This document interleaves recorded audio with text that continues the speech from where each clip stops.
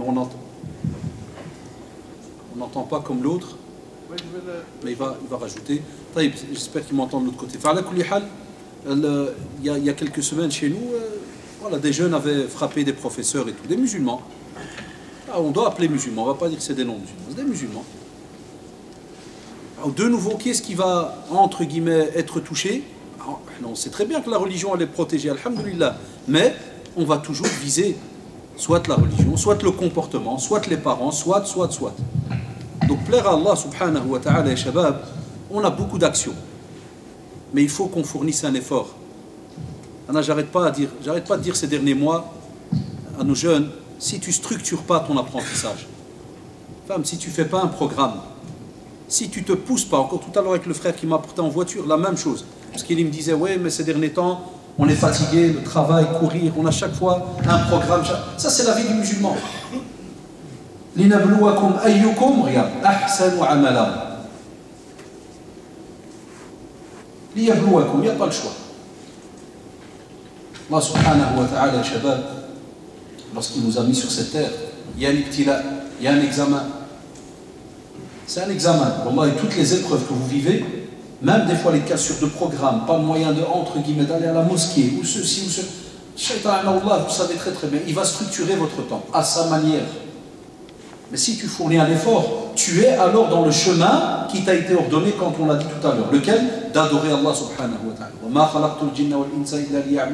Vous l'entendez tout le temps ce verset. Tout le temps. Il n'y a pas un vendredi, il n'y a pas un dars quelque part où ce verset n'est pas rappelé. Pourquoi? Mais c'est normal qu'il est rappelé tout le temps. Parce que c'est la base de notre présence sur terre. L'adoration d'Allah subhanahu wa ta'ala. Mais le comportement, il est important. Ça va de pair. La religion et le comportement, c'est deux choses qui vont de pair, comme nous l'a annoncé le prophète sallallahu alayhi wa sallam. Il y a la pratique, mais il y a aussi le comportement qui doit aller donc à côté. Et Allah va aller comme structurer, s'il vous plaît. Faites des programmes, c'est important. Ici, il y a une question, même si elle va peut-être choquer certains, mais alhamdoulilah que les jeunes ils la posent. Il y a un jeune, il dit, voilà, professeur, j'arrive pas à me marier, malgré que je jeûne. C'est-à-dire, il veut se marier, mais il a des envies. Et qu'est-ce qu'il fait? Qu'il somme, il jeûne. Comme l'a demandé le prophète, on va arrêter les questions. Donc, il y en a maintenant assez. Donc, on arrête par rapport aux questions. Sauf s'il y en a un qui lève la main qu'il est en train d'écrire. Alors, il la donne. Sinon, donc, on arrête, Inch'Allah, parce qu'il y a beaucoup de tabarakallah. Vous savez? Voilà, il dit, mais je n'arrête pas de tomber dans le péché de la masturbation. Pouvez-vous nous éclairer sur le sujet? Alhamdulillah que certains jeunes, ils osent poser la question maintenant. Au lieu qu'ils restent tout seuls dans une pièce à commettre le haram, ou à regarder le haram, ou à faire des choses qui sont haram, ou à sortir dans le haram. Et je vais même plus loin. Beaucoup d'écoles maintenant, ils se plaignent que nos jeunes ont des relations sexuelles dans l'école, cachées dans les toilettes. Wallah, il a dit la ilaha illa. C'est le mille. Ou la diana. Anna qui vous parle, j'en ai déjà sorti 2 de la toilette. Et là, il y a beaucoup de gens qui doivent se dire, oh, oui, ma génération, c'était quasi inconnu. Il y en avait, mais Allah, comment ils faisaient? Est-ce qu'ils allaient à 50 km d'ici? Je ne sais pas ce qu'ils faisaient, mais dans le quartier, il n'y a personne qui a jamais fait ça de ce côté. Maintenant, dans l'école, dans la toilette, et tu dois le supplier. Allah, comme ça, j'ai été, Abdel Khroj, sors. Je dis, sors, ou bien je vais te filmer et je vais appeler tout le monde. Il ouvre la porte, lui, avec une fille. Vous entendez souvent en arabe,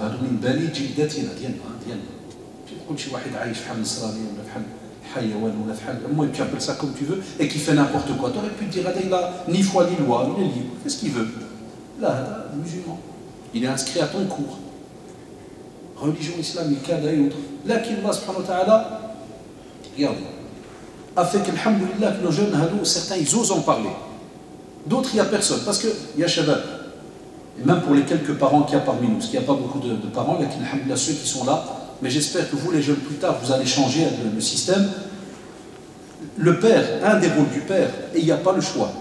Il n'y a pas le choix. Wallah, et spécialement nous qui vivons ici, on n'a pas le choix. Même ailleurs, en vérité. Vous croyez, dans d'autres pays, même si c'est des pays musulmans, ils n'ont pas des problèmes. Nous, ma chère, quand on les rencontre, ils nous disent on a des fois des problèmes, peut-être même pire que vous, dans les pays musulmans. Spécialement, comme vous le savez, des fois, dans un pays où, par exemple, beaucoup de choses sont interdites. C'est comme, par exemple, dans certains pays, quand la drogue elle est interdite, qu'est-ce qui se passe? Ça coûte cher ou pas? Tout le monde trafique pour l'avoir. Parce que tout ce qui est haram, tout ce qui est makro, il est mahboub. L'être humain, il aime ça, il déclame, si elle n'est pas éduquée, il veut aller vers ça. Alors les gens, ils commettent des fois des actes encore pires que ce qu'il y a ici. Et donc, subhanallah, quand tu vois maintenant certains parents qui ne veulent pas parler avec les enfants, c'est la vérité, il ne veut pas. Il voit que son fils, il devient adolescent. Qu'est-ce que tu crois que ton fils, il est fait de béton, là? Il est fait de pierre. Il n'a pas de viande, il n'a pas d'yeux, il ne ressent rien, il ne voit pas des changements. Ta fille, la même chose. Tu crois que c'est une pierre et qu'elle ne connaît rien.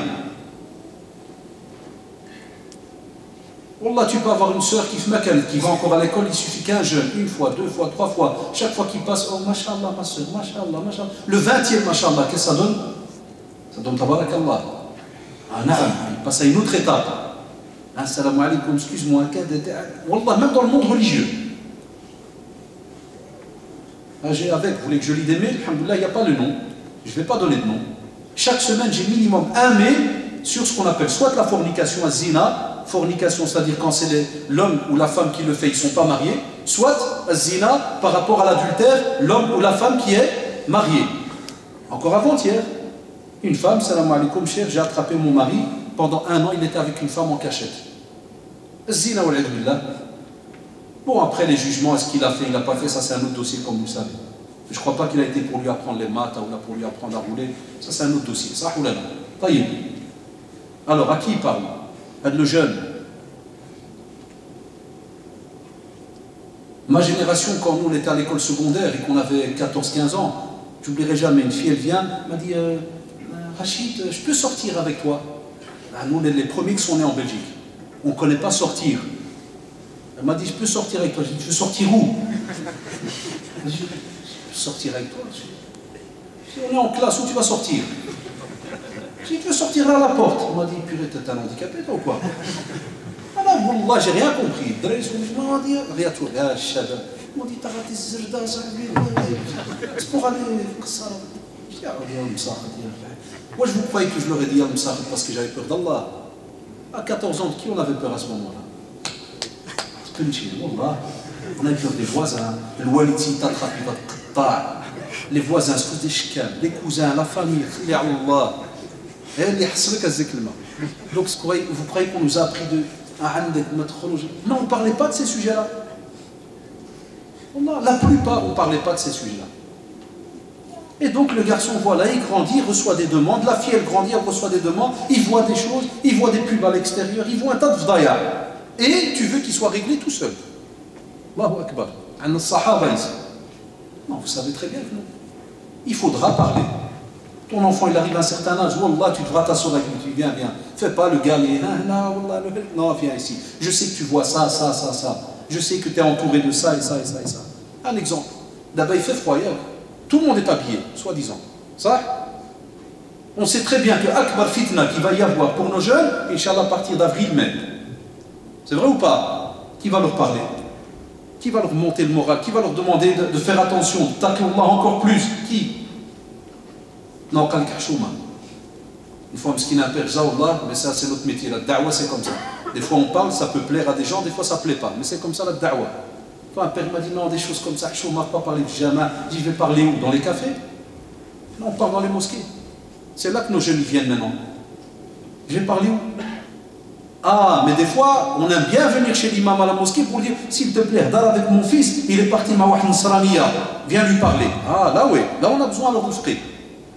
Non, un des rôles premiers du père, de la mère, c'est de guider ses enfants. Parler d'Allah subhanahu wa ta'ala. Donc il ne faut pas être étonné qu'il y a des jeunes, ça parce que c'est écrit sur une feuille, mais c'est comme si peut-être le frère, c'est comme s'il pleure et il te dit, voilà, là, je suis dans mon sébat tout le temps. Aidez-moi, qu'est-ce que je dois faire? Des fois dans la religion, on a des réponses. Mais c'est la communauté qui n'est pas très ordonnée, pas très structurée, parce qu'il y a aussi une deuxième partie de personnes qui ont fait des erreurs. Et alors tout le monde a peur. Parce que le frère, il parle, je n'arrive pas à me marier. Il y a des raisons.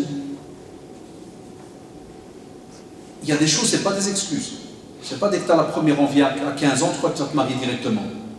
Là, J'ai eu un élève à l'école, là, il est venu chez moi, qui a 14 ans. Parce que je lui ai demandé quel âge, il m'a dit 14. Il m'a dit, je veux me marier. Parle sérieux.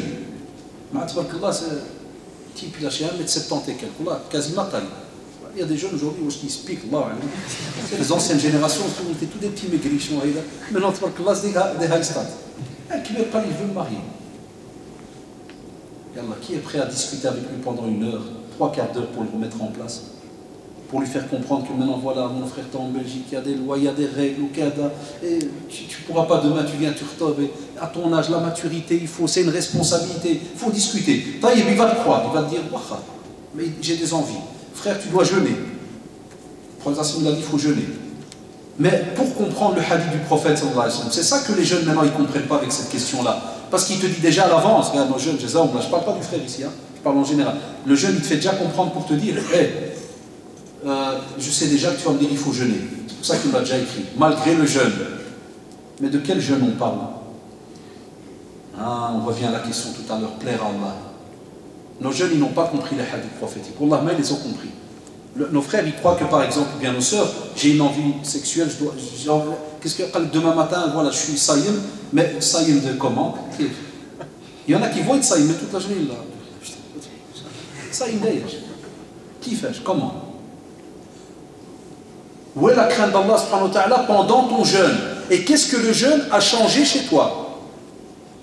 C'est pour ça, une fois j'ai embêté certains jeunes, c'est ce que je leur ai dit en classe. Je dis, Shabbat, si on jeûnait tous les lundis et jeudis, depuis qu'on est jeune, on apprend ça à nos enfants, Wallahi, le jour où par exemple il commence à avoir des envies, tu lui dis, rajoute du jeûne, c'est un habitué du jeûne.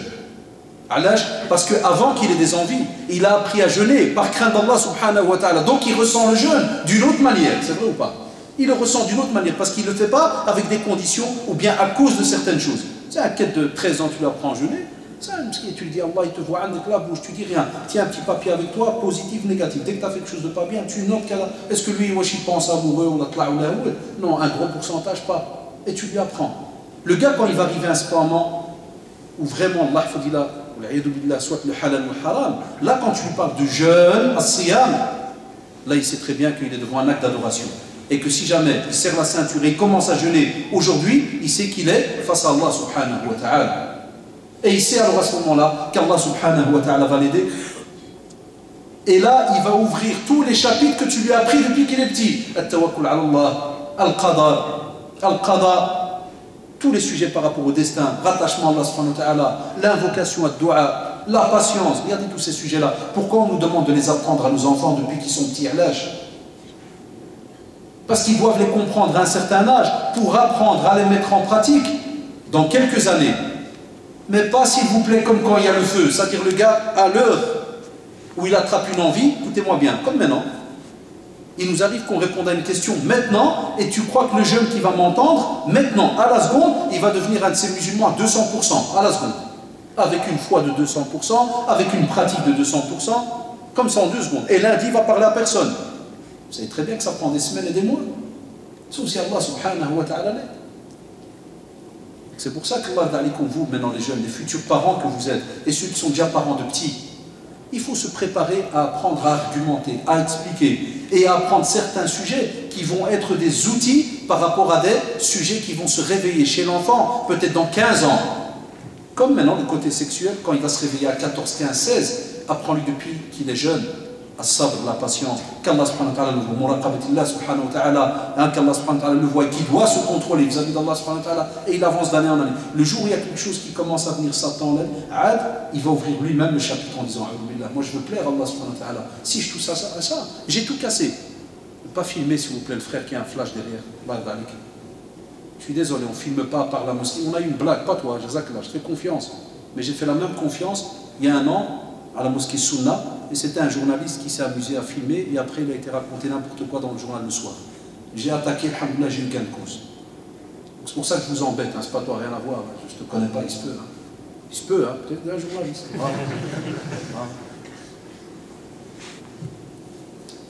On n'a rien à cacher, c'est pas ça. Tout est filmé, mais il y a des gens qui... C'était un journaliste, tu as en plus une turque musulmane. Mensonge total, wallah. Il a tout transformé, il a dit que dans le Dars, à la mosquée Sunna, j'ai dit que le sport il est haram, et que j'étais un gourou, qui avait une secte, et que les jeunes ils répétaient tout le temps Allahu Akbar. alhamdoulilah, qu'on est un peu mergli, wallah. Et quand je lui ai demandé, je lui ai dit, je l'ai eu au téléphone, je lui ai dit, madame, pourquoi vous avez écrit ça? Écoutez bien la réponse. Alors que c'est un métier journaliste. Elle m'a dit, parce qu'un jour, je vous ai appelé pour une interview, vous n'avez pas accepté. J'ai dit, alors? C'est mon droit. Elle m'a dit, alors je dis ce que je veux. Comme ça, wallah. Allahu Akbar. Alors qu'ils ont un code déontologique, comme pour les médecins. Ils ont un serment, les journalistes. Ils doivent d'abord chercher l'information, être sûrs, ils ont tout un code. C'est pour ça qu'on vous embête des fois. Donc pour terminer cette question, il y a le frère. Il y a un frère. Tu pourras me raconter tout ce que tu veux. Je vais te dire, mets devant toi. Une chose. Allah subhanahu wa ta'ala te voit. Deuxième chose, pense à la mort. C'est pas pour rien qu'on l'appelle Hadimul Laddat, le casseur de plaisir. Et toi, tu es en train de faire un acte qui normalement procure un plaisir. Pense à ce qui casse alors le plaisir. Wallah, c'est comme ça. Entraîne-toi, il n'y a pas le choix. Et invoque ad-du'a. Ad-du'a, ad-du'a. Wallah, ne sous-estimez jamais, ya shabab, l'invocation. Ad-du'a, il y a plein de jeunes qui sous-estiment. La preuve, il te dit, moi j'ai invoqué plein de fois. Raison de plus. C'est un bon signe. C'est qu'Allah subhanahu wa ta'ala te réserve quelque chose d'incroyable. Soit sur terre, soit dans l'au-delà. C'est comme ça qu'on doit voir le doigt. Pas nous, c'est l'inverse. Quand il n'y a rien, on se dit, puis Allah subhanahu wa ta'ala te donne des biens depuis des années. Ça, tu ne vois pas. Pourquoi je vous dis ça? Parce que Shaitan, Allah, il va venir ce soir t'embêter. Il va dire qu'il est malin, l'imam, lui, il est marié, il a des gosses, il est à l'aise. C'est pas lui qui t'aide. Ah ouais, c'est Shaitan, c'est quoi son rôle? Je crois que son rôle, c'est que tu sors d'ici en te disant Allahu Akbar, tout va bien, j'ai compris, bismillah, on y va. Même si tu es comme ça, Wallah, il va te suivre jusqu'à la maison.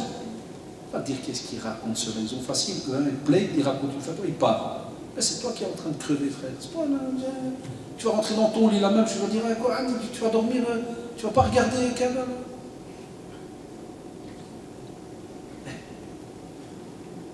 Je le vois des fois, tu prépares un cours, il est 1h du matin ou 2h du matin.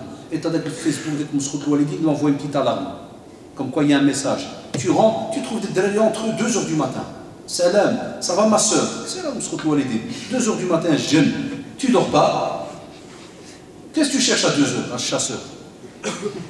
Donc Shaitan, tu crois qu'il te lâche à 2h du matin parce que c'est la nuit? Il ne va pas te lâcher. Parce qu'il y a le groupe de nuit. C'est comme les équipes nettoyage. Il y a l'équipe de jour, l'équipe. Wallah, il y a l'équipe de nuit. Parce qu'il y a les masaïb de la journée. Wallah, il y a les mauvaises actions de la journée et il y a les mauvaises actions de la nuit. Donc, shayatin de la nuit, ils ont un autre programme. Spécialement quand tu es tout seul dans une chambre, internet, smartphone en main, entre toi et Allah subhanahu wa ta'ala. Ya shabab, taqullah, craignez Allah subhanahu wa ta'ala. Parce que des fois vous êtes seul. Mais vous croyez être seul, vous n'êtes pas seul. Et Allah subhanahu wa ta'ala qui voit. Donc, tu devras quand même fournir un effort. Et tout ça, Inch'Allah, pour gagner le paradis et gagner ta chasteté. C'est-à-dire tu restes quelqu'un, mashallah, clean, jusqu'à ce qu'Inch'Allah tu puisses avoir ce plaisir dans le halal, dans ce qu'on appelle le mariage, al-zawaj, al-nikah. Mais, je termine, si jamais Allah fait des salles de machir, ils en parlent. Si quelqu'un arrive à un niveau où il a à choisir entre la masturbation et az-zina, c'est-à-dire il te dit, Wallah, je vais aller, je vais commettre. Ça, les machir, c'est des cas extrêmes. Ils ont dit à ce moment-là, il peut le faire. Mais c'est des cas extrêmes. La preuve, les savants, jamais ils ouvrent la porte à ça. Wallah, ils n'ouvrent pas la porte. Et, les spécialistes, les psychologues, ils le disent. Nous, on pose des questions à des personnes qu'on connaît, psychologues. On leur dit, est-ce que la masturbation laisse des traces ou pas? Wallah, qu'elle laisse des traces, ya shabab, psychologiquement. Elle laisse des traces. Toute chose qui sort de son état naturel de l'être humain, ou toute chose du corps que tu l'emploies d'une manière qui n'est pas naturelle, va arriver à un moment où il y aura un problème. Et là, les dégâts, des fois, ils peuvent être catastrophiques une fois que tu es marié. Il y a des personnes mariées, à cause des années de masturbation, ils n'arrivent plus à avoir une relation. Divorce, la femme médiana, c'est quoi ça? Toujours, subhanallah, toujours, Allahu Akbar, quand on vous dit, commettez pas tel acte. Parce qu'il y a toujours des awaqib derrière, il y a des choses que nous, des fois, on ne connaît pas. C'est les spécialistes qui connaissent, ou bien nos machins, chaque calorie conseille l'autre. Et c'est pour ça qu'on embête maintenant nos gens, ne touchez pas au haram dans ce domaine. Pour pas que plus tard tu le regrettes. Parce que des fois, il y a des factures que tu payes, peut-être dans 10 ans, tu ne vas pas le savoir, tu ne vas pas le remarquer. Et donc, s'il y a des parents ici, il faut parler à vos enfants. Il ne faut pas être gêné de ce côté-là, spécialement nous. Vous savez, les machayikh nous disent, chaque pays, il a sa da'wa. Chaque pays a sa manière. Il se peut que des fois dans un pays, c'est vrai, ça peut être gênant d'en parler, il y a moyen d'en parler d'une autre manière. Comme par exemple, là, comme un exemple, dans des pays musulmans, ils ont cours de tarbiya islamia à l'école. Donc c'est le professeur lui-même qui va faire en sorte qu'il enlève, regardez, ce poids, ce petit dossier qui est un peu gênant, il va l'enlever du dos des parents. Et c'est lui qui va, alhamdoulilah, parler à qui? À ses élèves. Même si c'est mieux qu'on s'arrête là, parce qu'ici c'est l'inverse. Le professeur il t'apprend comment tu dois faire, comment c'est des réalités, mais on a une spécificité, on est musulman, c'est pour ça qu'on a des règles dans ce domaine-là. L'islam ne t'interdit pas d'apprendre qu'est-ce qui est halal et haram dans ce domaine. Mais l'islam ne te dit pas tu joues avec ce domaine, tu ne peux pas. D'accord, donc c'est important, hein. J'ai un peu de temps là-dedans parce que ça touche l'affaire d'un acte grave qui peut mener à un acte très très grave. Les relations sexuelles hors mariage, dans le haram et ainsi de suite, et toutes les responsabilités auprès d'Allah subhanahu wa ta'ala, les regrets. Il y a des sœurs que j'ai suivies des fois pendant 2-3 ans, fil Merkez, elle veut se suicider. Pourquoi? Parce qu'elle a eu une relation dans le haram, à l'école, et puis elle regrette, et shaitan, nous y, et après quand il y a une première demande en mariage, le jeune qui vient en face, première question, tu es vierge? Pourquoi je suis comme avant? Notre femme, on n'a même pas parlé. On a 2 phrases, et j'étais déjà maouj. Allah, il y a 2 phrases. J'ai tout préparé dans la question. Je suis arrivé là, et aujourd'hui, j'ai déjà assisté une fois, j'ai dû faire tuteur pour remplacer un père qui était mort. Quand je suis arrivé là, le frère devant moi, tu es vierge.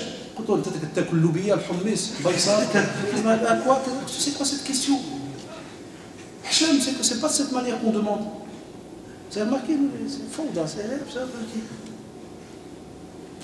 T'es une année 2000, t'es une 2004, 4 vitesses, 3.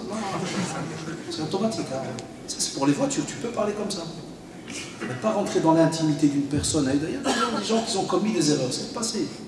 Quand nos savants, ils te disent que quand tu viens pour une entrevue, tu ne peux pas demander cette question-là. Tu dois faire comprendre, mais pas demander direct dans le visage de la personne. Tu fais comprendre que moi, je voudrais me marier, Inch'Allah, avec quelqu'un qui n'a jamais eu de relation. C'est mon rêve, c'est comme ça. Et la personne, c'est elle est intelligente. Ah, et donc, si jamais, on ne sait jamais, si une personne a fait une relation, tu ne veux pas te marier? Non, moi je ne veux pas. Ah, Inch'Allah, ouais, c'est bien, ça. Donc elle sait déjà qu'elle doit lui dire non. Ou bien si lui a déjà eu une relation avant, parce que nous on pose toujours la question aux filles et les garçons.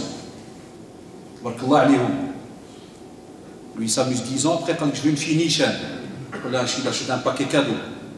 Non. Le droit chemin c'est pour les deux. Voilà pourquoi la beauté de la religion te dit tu as fait un acte qui est mauvais, Allah subhanahu wa ta'ala il t'a protégé, c'est entre toi et Allah subhanahu wa ta'ala. Et toi tu ne peux pas venir gratter l'acte. Tu dois trouver une manière, comment tourner pour faire comprendre que moi, je veux, comme je me suis retenu, je veux me marier à quelqu'un qui s'est retenu. C'est un droit.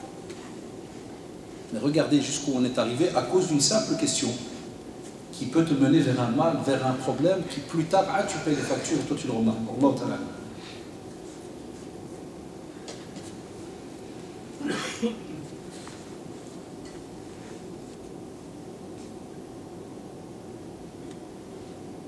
Shabab, c'est quelqu'un, je ne vais pas rentrer dans les détails pour pas que des fois ça arrive. C'est quelqu'un qui l'a aidé, il a aidé un proche à lui pour qu'il achète une maison à crédit. Et il dit, je l'ai fait parce que moi, quand j'ai acheté ma maison, cette personne, elle m'a aidé. Et donc maintenant, est-ce que c'est permis ou pas? Tu vois l'équation, comment elle est? C'est qu'un jour, par exemple, quelqu'un il va acheter quelque chose. Et si jamais la personne elle est persuadée que c'est haram, il l'a aidé. Mais après, il se retrouve, entre guillemets, dans une situation où lui, il sait que, voilà, maintenant c'est haram, je ne peux pas.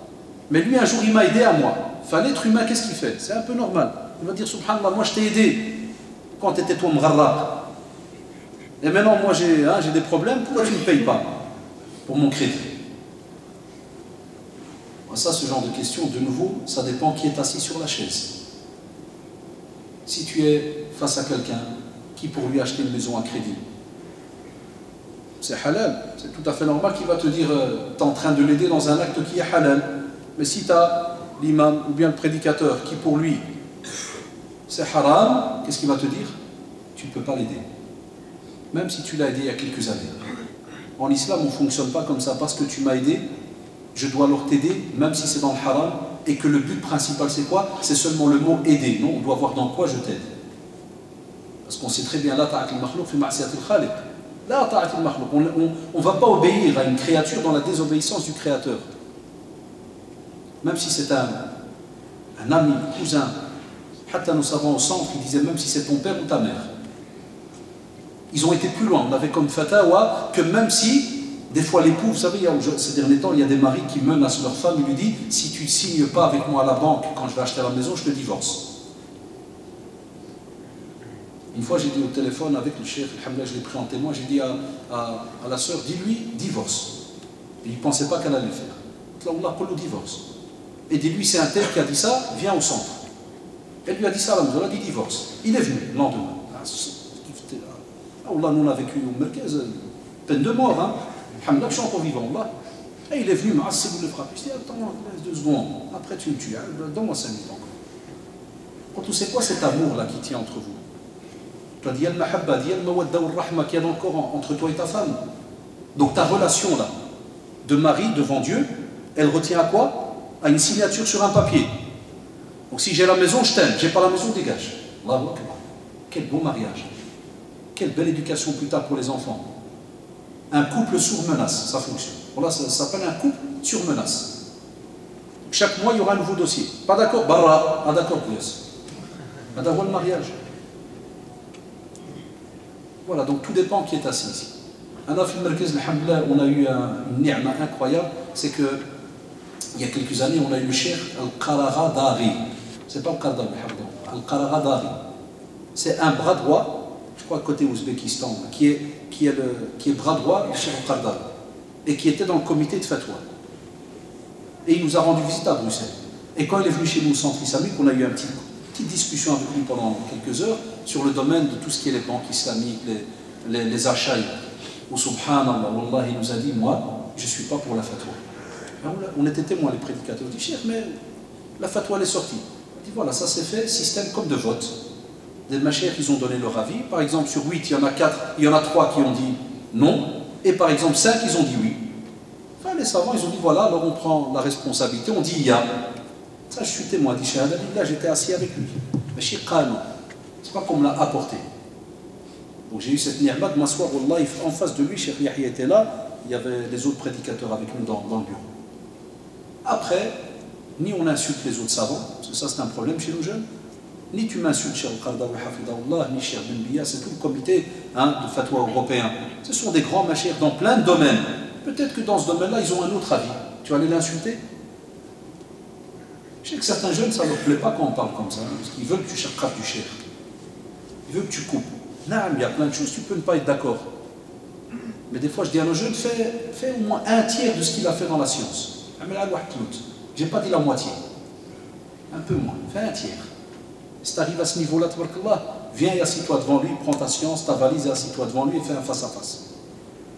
Tout être humain, vous savez très bien, même l'imam Malik, rahimahullah, on venait le tester sur certaines questions et autres. Et il y avait des divergences, même entre Sahaba, mais il y avait le respect. Donc même si moi, par exemple, j'ai donné l'avis que nous, on a condamné au centre, que même nos machères les plus connus ici en Belgique, eux-mêmes, ils n'achètent pas à crédit. Vous le savez très bien. On a la Ligue des imams, Rabita de l'Aïma. Dedans, il y a les grands imams qui sont connus en Belgique. Il y a quelques années, ceux qui connaissent bien Cheikh Mohammed, lui-même à la mosquée Khalil, Hafidahullah, il avait dû quitter la maison où il était. Je crois qu'elle avait été rachetée au Belgique. Et il a dit aux gens, Wallahi, mes habits sont dans un hangar. J'ai pas d'appartement. Est-ce qu'il aurait pu, par exemple, acheter? Et il leur a dit, j'aurais pu. Mais il dit, je ne touche pas à ça. Sur eux, on a étudié. Il te dit, non, je ne touche pas. Et nous, les gens, ils regardent bêtement sur Internet, oui, je peux un crédit, oui, ça j'achète. Tout ce que je te dis, tu restes à le responsable.